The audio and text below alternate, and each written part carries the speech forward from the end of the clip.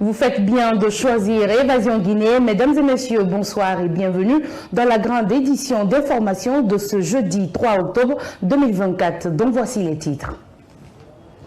Ce 2 octobre 2024, la Guinée a célébré la date anniversaire de son accession à l'indépendance. Loin des défilés et autres festivités organisées pour la cause, les guides religieux du pays se sont donné rendez-vous dans les mosquées et églises pour formuler des prières et bénédictions pour le rayonnement de la paix, l'unité nationale et la quiétude sociale en Guinée. Le compte rendu, c'est tout à l'heure. La jeunesse de Hafia était tous réunis ce mercredi pour célébrer la fête de l'indépendance, mais aussi soutenir les efforts du président de la transition, le général de corps d'armée Mamadi Doumbouya. Cette cérémonie a connu la présence de la responsable du quartier et d'autres personnalités. Bintou Touré, Mamadi Sangaré.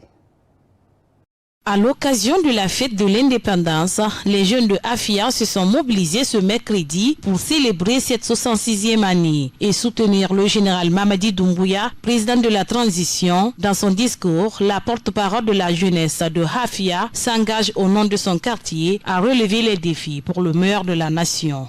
Cette fête est un témoignage de notre engagement, de notre désir de participer activement à la construction de notre avenir et à celui de notre nation. La jeunesse a joué un rôle essentiel dans les moments cruciaux de l'histoire de chaque pays. Les jeunes sont souvent au cœur des mouvements de changement.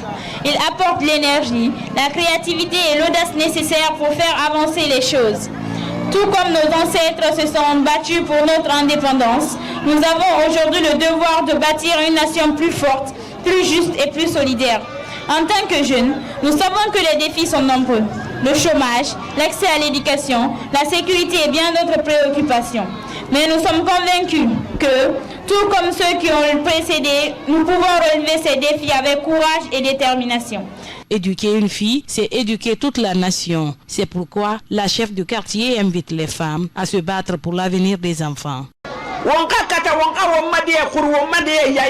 Moi, je m'adresse aux mères de famille d'éduquer les enfants, car leurs avenirs nous appartiennent demain, et de scolariser les enfants aussi. C'est très important, car demain, ce sont eux qui viennent à notre relève de demain. L'ambassadeur de la paix, Elhaj Omar Kaba, a aussi transmis les messages de paix pour une transition apaisée dans le pays. Moi, je demande les filles et des filles du pays de se donner les mains pour le développement du pays. Moi, je suis ni Soussou, ni Peul, ni Malinké et ni Forestier. Je suis tout simplement guinéen, donc acceptez de vivre ensemble. La journée spéciale du 2 octobre est une journée qui représente notre liberté et notre identité. Les religieux du pays ont aussi commémoré la journée du 2 octobre 2024 sous la haute autorité du président général Mamadi Doumbouya. Les fidèles chrétiens et musulmans des 13 communes de Conakry ont organisé des prières dans les différentes maisons de Dieu du pays. Reportage Marie-Madeleine Polohara et Bangali Ansane. Dans toutes les villes de la Guinée, dans l'après-midi du 2 octobre, des prières et bénédictions ont été formulées dans les églises et mosquées pour que règne la paix et la cohésion sociale. Pour commémorer la journée du 2 octobre 2024, ici à l'église de la réconciliation et de guérison, le sermon sur la paix, la cohésion sociale et le respect mutuel a été prêché. Ce guide religieux revient sur l'importance de ce culte. Nous sommes réunis pour dire merci à Dieu. Parce que depuis cette époque, 66 ans se sont écoulés. De bonnes choses ont été faites. La Guinée a grandi. La Guinée est sortie de certains stress qu'elle avait à son indépendance. Donc nous sommes rassemblés pour dire merci à Dieu. Nous sommes aussi rassemblés pour nous projeter dans le temps pour le futur. Prier pour la paix. La paix de notre pays.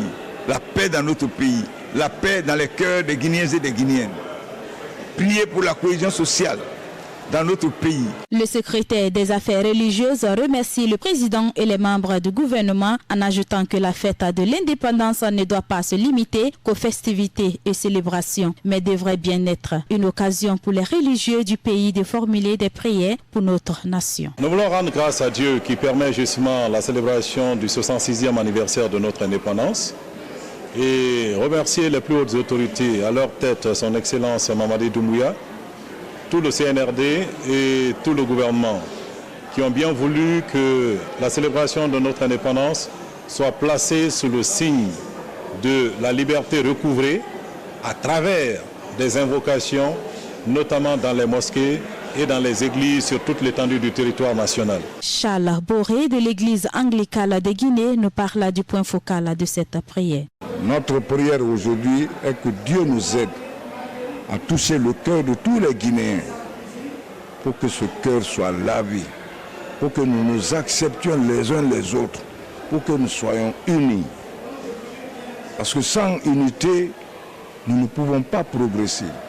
Cette journée, au-delà des défilés et d'autres activités, a aussi été l'occasion pour les religieux pour se réunir dans les maisons de Dieu pour faire des bénédictions pour que règne la paix en Guinée. Prenons la direction de l'arrière-pays à Senko, dans la préfecture de Beila. La population de cette commune rurale a elle aussi célébré la date anniversaire de l'indépendance de notre pays. C'est la place publique de Djodou qui a abrité ces festivités. Des défilés, expositions et prestations artistiques aux commandes de Djoma Fanta, la voix du Konya, ont émerveillé le public fortement mobilisé. Depuis 5 ans, on suit la correspondance d'Amara Boulokada Kondé. Au pied du mont Bronkedou, la sous-préfecture de Senko a célébré avec fierté l'an 66 de l'accession de la Guinée à son indépendance. À l'image des grandes villes du pays, la population s'est massivement mobilisée à la place publique de Djodou pour magnifier cette journée historique. Le 2 octobre, c'est notre fierté, c'est notre indépendance, c'est notre liberté. Et donc là, dans ce cas, on doit se faire entendre. Parce qu'aujourd'hui, notre politique, c'est quoi? Il faut que les gens sachent que Beila, il y a des potentialités. La sous-préfecture de Senko a des potentialités. Et donc, sur ce, nous ne sommes pas en marge. Tout ce qui concerne la Guinée, surtout tout ce qui concerne le développement de la Guinée, pour faire avancer le pays. Donc, on a organisé ça aujourd'hui pour nous faire entendre, pour dire aux autorités qu'ils peuvent compter sur Senko. Senko a une forte population et qui est facile à être mobilisée à travers ses fils. Donc voilà pourquoi nous avons organisé ça. Et surtout, une manière aussi d'accompagner les idéaux du CNRD et le président de la République, le général Mamadi Doumbouya, pour lui dire que nous sommes partants pour toutes ces initiatives, en tout cas progressistes pour la Guinée. Nous sommes là, le RASDEN est là pour ça et nous sommes prêts à l'accompagner. Carnaval, défilé, exposition des produits agricoles et prestations artistiques ont bercé le cœur du public et du représentant du parrain Almami Silla. Les grandes mobilisations qui étaient faites, vraiment, ça m'a dépassé plus d'un titre. Je crois que tous les Guinéens sont contents pour le monsieur le président de la République, tous les Guinéens sont contents pour la fête de l'indépendance. Parce que partout, M. Silla, il est dans le cœur de monsieur le président de la République, elle est dans le travail, c'est que le président l'a demandé pour faire pour les Guinéens. Je salue la population de Senko, précisément la population de Djodou.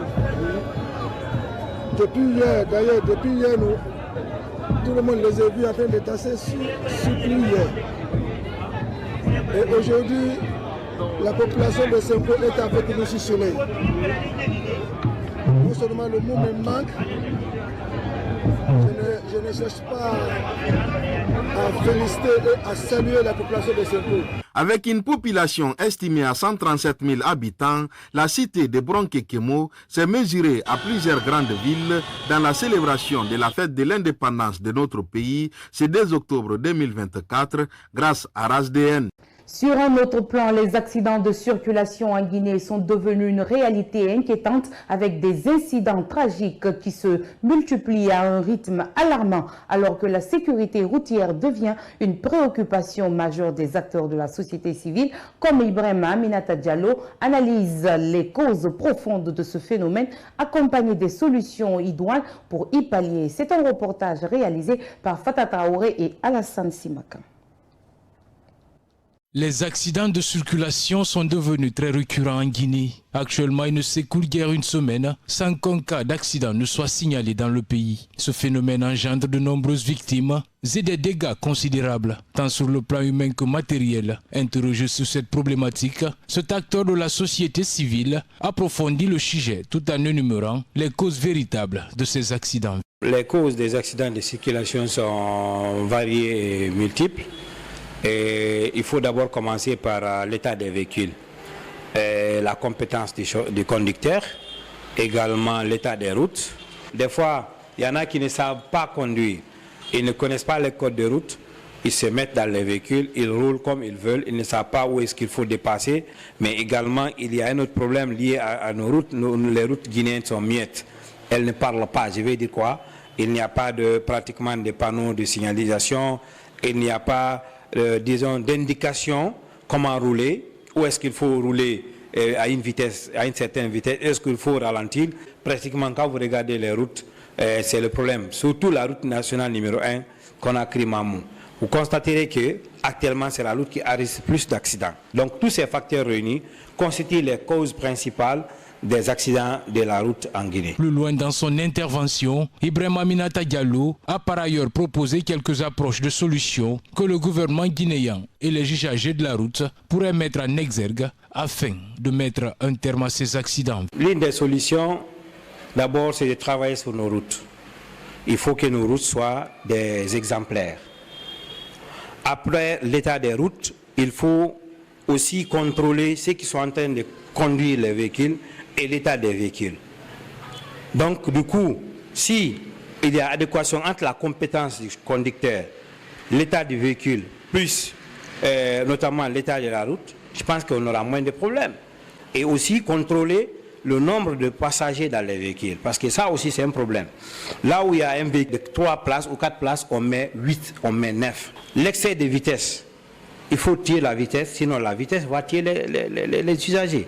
Donc je pense que si on contrôle cela, et aussi ce que les conducteurs prennent, souvent ils sont dans les stupéfiants, il faut aussi que cela soit contrôlé. Les autorités devraient s'intéresser avec la plus grande rigueur à cette problématique des accidents, car il y a 4 jours, un autre tragique accident s'est produit sur la nationale Farana-Kissédougou, entraînant ainsi la mort d'une dizaine de personnes. Et puis cet élément a été rendu en studio par Mohamed Lamine Sako. Religion, dans ce journal, le pagne nuptial souvent étalé dans la nuit de noces lors de la première rencontre entre le mari et la femme pour un peu vérifier la virginité de la femme fait débat dans la cité. Une question à présent, est-ce que cette tradition existe-t-elle toujours? Faut-elle l'abandonner? Laura Diallo et Mamadi Sangaré sont allés à la rencontre d'un imam pour en savoir plus. Le pagne nuptial est un pagne qui est étalé lors de la première nuit du mariage appelée nuit de noces. Pour mettre au clair toutes les polémiques tournantes autour de l'interprétation faite souvent sur ce pagne nuptial, cet imam n'a pas manqué de mots pour expliquer que cette tradition doit être abandonnée parce que ce secret doit être gardé au sein du couple. Et pourtant, si nous voyons un peu les conditions dans lesquelles se passe cette vérification ou bien cet étalement du pagne nuptial, comme vous le dites, sont un peu flous et ça touche, disons, à la pudeur de la femme. Et pourtant, l'islam est venu non seulement pour préserver la foi des gens, mais aussi pour préserver la dignité des gens. Est-ce que cette pratique existe toujours? Imam Bari répond et apporte des précisions. Je pense que ça existe. Je pense que ça existe, même si c'est très rare maintenant, surtout dans les grandes villes. Dans les grandes villes, par exemple dans la capitale, c'est très rare. Mais il y a des gens qui tiennent toujours, surtout si ça se passe au village, ou bien si ça se passe en présence des grandes-mères ou autres, et elles tiennent à ça. Elles tiennent à cela. Et ils le font même des fois de façon secrète, mais que ce soit de façon secrète ou bien de façon divulguée, on doit éviter cette chose, mais j'avoue que ça existe jusque-là, et c'est ce qu'on doit éviter. Par rapport aux successions, ce guide religieux donne des conseils. Oui, le conseil que j'ai à donner à cette tradition, je veux dire par là, si les parents veulent, comment je veux dire ça, choisir une femme pour leur enfant, ou bien si les hommes veulent choisir une femme, qu'ils regardent la femme à laquelle ils portent confiance. Ils donnent du respect. Et ils croient aussi que leur religion, ou bien leur foi, ou bien leur chasteté va leur permettre de vivre ensemble. Cela vaut mieux d'aller jusqu'après le mariage et de chercher à vérifier autre chose. Ce qui fait entrer les gens dans ces pratiques. Il faut rappeler que cette pratique ne doit en aucun cas être divulguée parce que ça ternit l'image de la femme et va à l'encontre de la religion musulmane. Ainsi s'achève cette édition d'information à tous. Merci de votre fidélité sans cesse renouvelée à notre chaîne de télévision. Très belle soirée à vous.